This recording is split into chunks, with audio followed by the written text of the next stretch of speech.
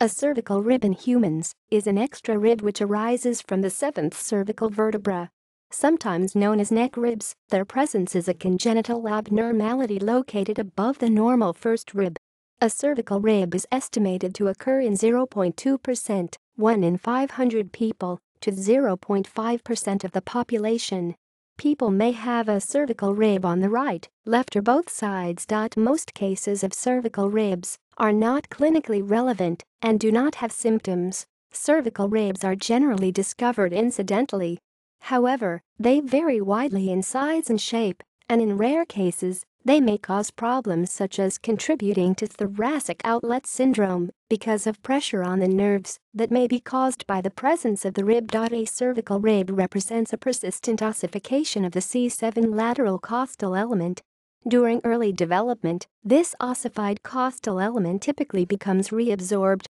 Failure of this process results in a variably elongated transverse process or complete rib that can be anteriorly fused with the T1 first rib below.On imaging. Cervical ribs can be distinguished because their transverse processes are directed inferolaterally, whereas those of the adjacent thoracic spine are directed anterolaterally.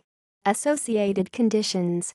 The presence of a cervical rib can cause a form of thoracic outlet syndrome due to compression of the lower trunk of the brachioplexus or subclavian artery. These structures become encroached upon by the cervical rib and scalene muscles. Compression of the brachioplexus may be identified by weakness of the muscles around the muscles in the hand, near the base of the thumb. Compression of the subclavian artery is often diagnosed by finding a positive Addson sign on examination, where the radial pulse in the arm is lost during abduction and external rotation of the shoulder.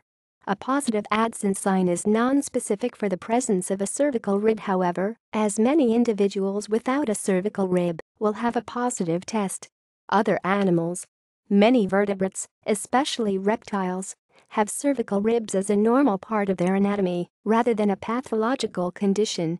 Some sauropods had exceptionally long cervical ribs. Those of Mamenchisaurus huchuanensis were nearly 4 meters long.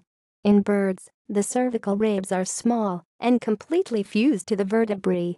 In mammals, the ventral parts of the transverse processes of the cervical vertebrae are the fused-on cervical ribs. Recent studies have also found a high percent of cervical ribs in woolly mammoths. It is believed that the decline in mammoth numbers may have forced inbreeding within the species, which in turn had increased the number of mammoths being born with cervical ribs. Cervical ribs have been connected with leukemia in human children, so it has given scientists new evidence to believe that the mammoth's extinction was attributed to the condition. References